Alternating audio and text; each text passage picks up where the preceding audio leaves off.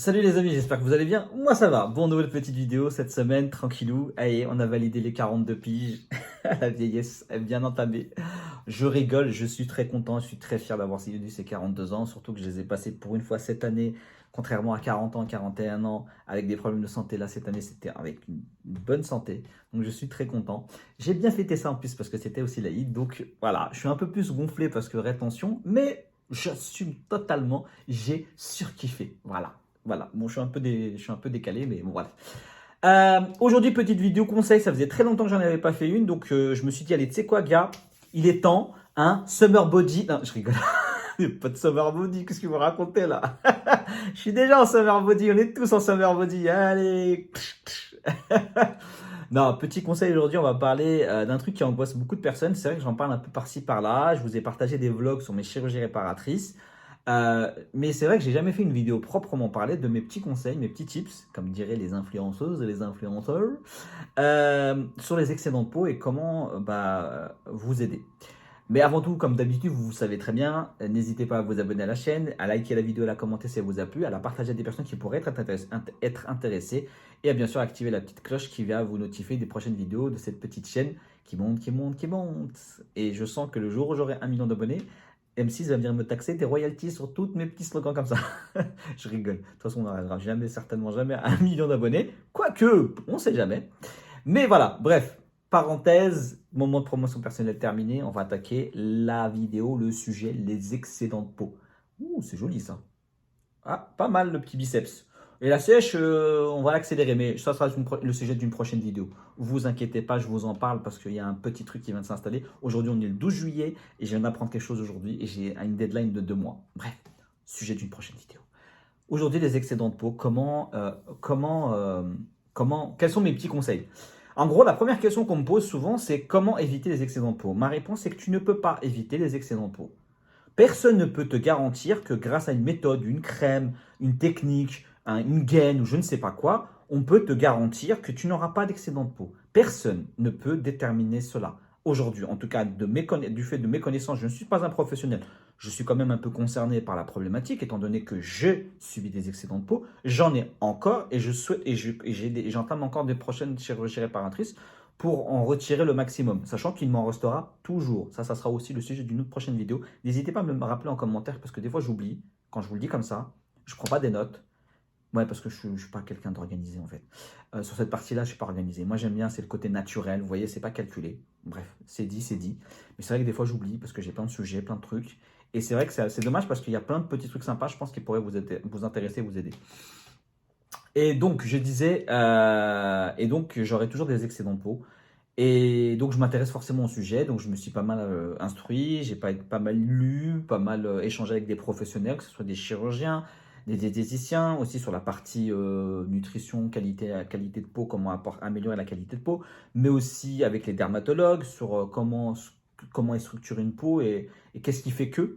En tout cas, voilà, je vais vous faire un sorte de résumé à ma façon de ce que j'ai capté et ce que que j'ai perçu et ce que j'ai vécu, mais aussi des coachs pour le rapport à la réalité. Enfin, le fameux, vous savez, prendre du muscle pour remplir tes adipes, retirer ta peau et tout ça. Bon, bref, j'essaie de faire un truc comme ça. Je vous fais un petit sommaire, mais tout ça, je vais le détailler dans la vidéo.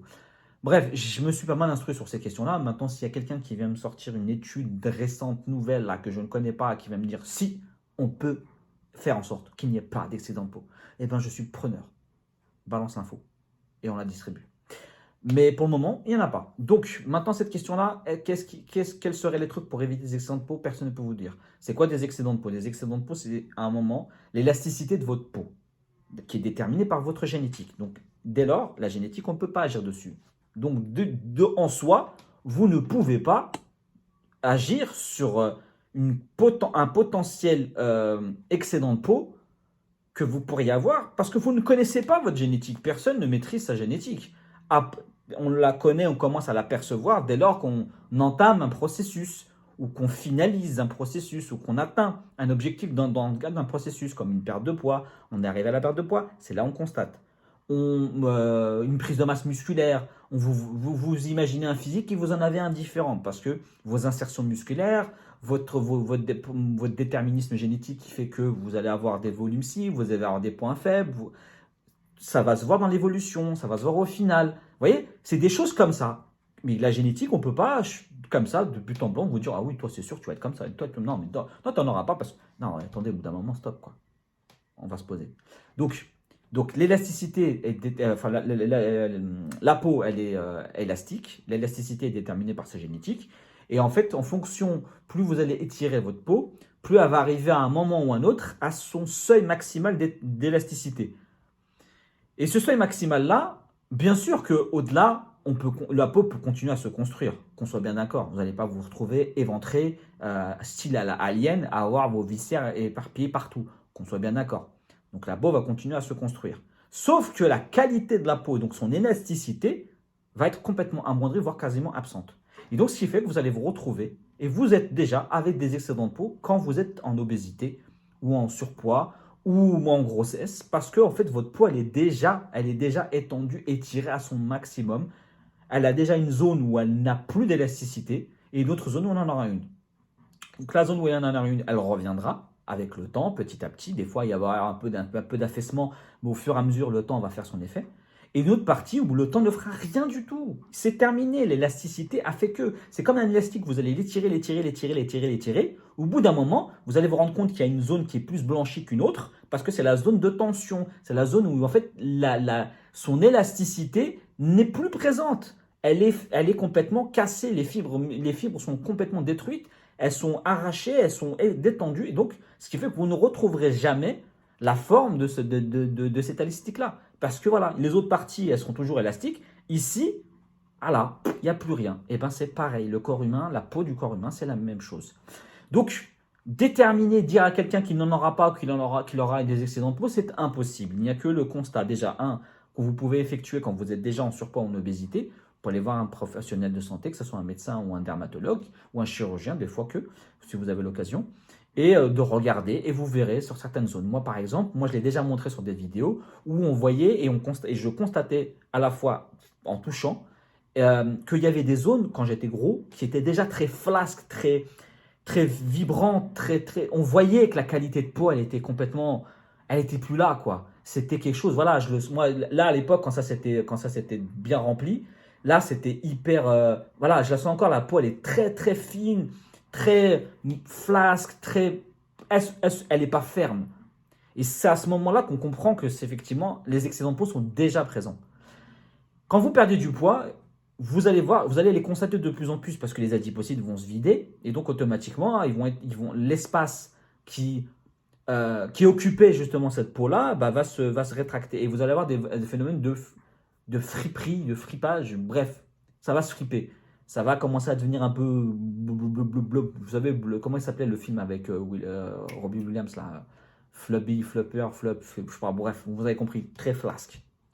Et au fur et à mesure, vous allez constater qu'effectivement, la peau ne revient pas. Et là, vous le constatez. Donc, les excédents de peau sont déjà présents, mais vous les constatez réellement à la perte de poids. Comment on peut accompagner à un minima quand même la peau en général pour la soutenir? Alors, bien sûr, il aurait fallu, bien avant tout ça, se complémenter en collagène, avoir des bons apports en fibres, avoir une bonne hydratation pour accompagner justement quand on est en train de prendre du poids. Mais bien sûr qu'on n'est pas dans cette optique-là, on n'est pas en train de se dire je cherche à prendre du poids, je fais exprès de grossir, donc je vais faire en sorte aussi de m'éviter des excédents de peau, donc je vais me complémenter en bon apport en fibres, en collagène, en bonne hydratation, en petites crèmes pour accompagner et aider mon corps à construire plus de choses intéressantes pour l'élasticité. On n'est pas, voilà, on sait très bien que prendre du poids, c'est pas un choix. On ne devient pas gros par choix. On le subit. C'est voilà, bref, je ne vais pas vous radoter encore une fois la maladie, le multifactoriel, bref, blablabla. Donc en fait, dans l'autre processus, ce qu'on peut faire, c'est qu'on peut essayer de s'accompagner. Encore une fois, j'ai déjà énuméré les petits tips que je peux vous proposer, que j'ai déjà partagé. C'est donc une bonne hydratation, forcément, des bons apports en fibres, une complémentation en collagène qui peut être très intéressante. Alors, moi, j'ai plus opté pour le collagène marin à l'époque. Donc, vous pouvez, hein, il n'y a pas de souci. C'est toujours intéressant pour pouvoir justement apporter justement cette meilleure qualité et d'élasticité à la peau. Ça jouera aussi sur les articulations, bien sûr, mais ça peut être intéressant. Et bien sûr, des petites crèmes si vous voulez, des petites crèmes raffermissantes, ça va venir travailler un peu sur la peau, mais c'est pas quelque chose, voilà. tous ces petits tips que je vous partage là, ce n'est pas des trucs qui vont être transcendants ou qui vont bouleverser, voilà, ça va jouer à la marge, ça va venir vous accompagner, mais ça ne va pas être quelque chose de, voilà, la preuve en est, moi j'ai perdu 108 kilos, je me estime extrêmement chanceux d'avoir une bonne génétique au vu du poids perdu et des excédents de peau que j'ai eu, même si j'en ai eu partout, mais quand on voit la quantité de poids perdu, je me dis que je peux m'estimer très heureux parce que j'ai une peau qui avait une nécessité, donc une génétique très bonne. Vraiment. Même si je revivrai, encore une fois, je vivrai toujours avec une partie d'excédent de peau et j'en parlerai une prochaine fois sur une vidéo YouTube. Donc ça m'a accompagné plus ou moins. Je ne sais pas si ça a pu jouer énormément. Ça a peut-être joué un petit peu parce que je me suis complémenté. Ce que je vous ai dit, j'avais une bonne apport en hydratation en fibres. J'avais une petite crème vergeture que je vous avais déjà présentée, que vous pouvez trouver dans le commerce, une crème de vergeture femme enceinte, les classico-classiques. Mais c'est les seules choses qu'on peut vous proposer, qu'on peut vous dire. Alors, l'histoire des gaines qui viennent content. Non, non, je vous le dis très clairement. Encore une fois, les excédents de peau sont déjà présents quand vous êtes gros ou grosse. C'est pas une gaine qui va venir. Voilà, la gaine, ça va travailler plutôt sur le maintien musculaire, sur le maintien viscéral. C'est plutôt des trucs en plus qu'on vous propose, je crois que dans le cadre de chirurgie bariatrique. Donc en gros, c'est vraiment pour une approche médico-médicale par rapport, je pense, à la chirurgie en elle-même, l'estomac, voilà, ce qui va se passer autour de cet organe. Donc vraiment pour avoir un maintien viscéral assez intéressant pour ce type de chirurgie, mais en soi, c'est pas un truc qui va venir vous accompagner vous enlever, et vous réduire et vous effacer les excédents de peau. Enfin, ce que je vous disais encore au début, les excédents de peau sont déjà présents, s'ils doivent être présents. Voilà. Bref, encore une fois, cette vidéo-là, c'était juste pour essayer de vous expliquer ce que c'est que les excédents de peau, le processus. Et la dernière chose qui fait que je voulais intervenir aussi sur les excédents de peau, c'est ce qu'on vous balance sur les réseaux en vous disant fais du sport, fais de la muscu, fais du cardio. Tous ces petits trucs-là, tous ces conseils, ces pseudo-conseils qu'on vous donne en vous disant que tu aurais fait ça, tu n'en aurais pas eu. Alors qu'on soit bien d'accord, le sport a des vertus, a des qualités incroyables sur la santé et le bien-être. La musculation aussi, c'est très important, faites-en. Vraiment, le renforcement musculaire va vous accompagner dans beaucoup de choses. Vraiment, dans le cadre de santé, mais aussi dans le cadre de bien-être et dans le cadre de plein de choses. Mais le muscle est un organe. La peau est un autre organe. Ce sont deux organes qui vont se retrouver l'un sur l'autre, mais qui n'ont pas de lien en dehors de ça. C'est-à-dire qu'en fait, la peau va venir recouvrir le muscle et la structure en général du corps, mais le muscle, le fait de le développer, ne va pas venir impacter l'élasticité de votre peau. Elle va venir remplir l'espace qui a été vidé par les adipocytes, mais d'une façon, mais elle ne va pas venir retendre la peau. Et elle ne remplira pas toute la capacité qu'avaient les adipocytes remplis. À part si vous souhaitez devenir un Schwarzenegger, là c'est votre souci, ça c'est votre problématique et c'est votre souhait ou autre chose. Ça c'est encore autre chose. Mais n'oubliez pas, ce sont deux choses distinctes. Donc arrêtez de croire et ne faites plus croire aux gens, pour les personnes qui me suivent, qui balancent ce genre d'infos, que faire du muscle, c'est retendre sa peau. C'est pas comme ça que ça fonctionne, ça n'a rien à voir. Ce sont deux choses, deux organes complètement distincts, qui ne fonctionnent pas ensemble et qui peuvent très bien, on peut très bien avoir des gens, par exemple quand on voit des gros bodybuilders très très très très très costauds, on vous remarque très souvent qu'ils ont des vergetures incroyables et pourtant ils ont du muscle. Et je peux vous assurer que demain, si imaginons il y a une fonte musculaire incroyable de ces personnes-là, peut-être qu'elles auraient des excédents de peau. Fort probable.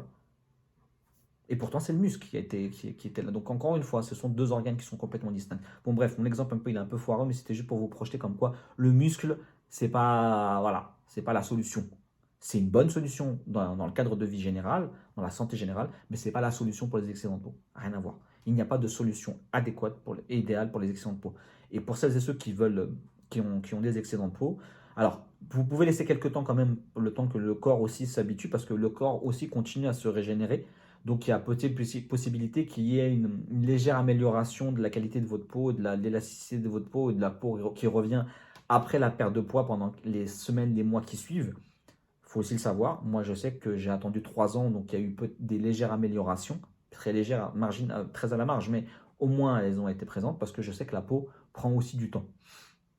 Mais au-delà de ça, c'est soit l'acceptation et de vivre avec, et je connais des gens qui vivent très bien avec, soit comme moi, le fait de s'accepter dans sa globalité, mais de vouloir autre chose, autrement, et de se dire que on veut remplacer un signe de guerre par un autre signe de guerre. Donc les excédents de peau par des cicatrices. Ça, encore une fois, c'est propre à chacun.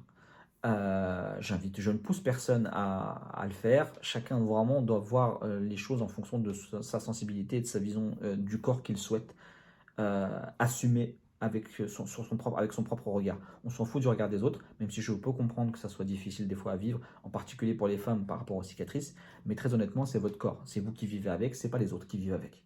Donc les autres, ils vont vous voir ponctuellement une fois ou deux avec. Vous, vous vous voyez tous les jours avec. Donc à vous de décider pour vous-même. Ça, et pour moi, c'est 100%. Il n'y a pas de premier, deuxième, troisième choix. C'est premier choix et unique choix, c'est le vôtre. Il n'y a pas d'autre choix, il n'y a pas d'autre sélection, il n'y a pas d'autre classe, il n'y a pas d'autre regard à prendre en compte. C'est le vôtre en priorité et unique. Bon, voilà. Voilà pour cette vidéo, j'espère qu'elle vous aura pu intéresser. N'hésitez pas à commenter, ça me fait plaisir d'échanger avec vous en commentaire. Moi, je vous dis à samedi matin pour une prochaine vidéo sur YouTube. Et pour les personnes qui me suivent sur les autres réseaux, Instagram, TikTok et bientôt Twitch, je vous dis à très très très bientôt. Prenez soin de vous.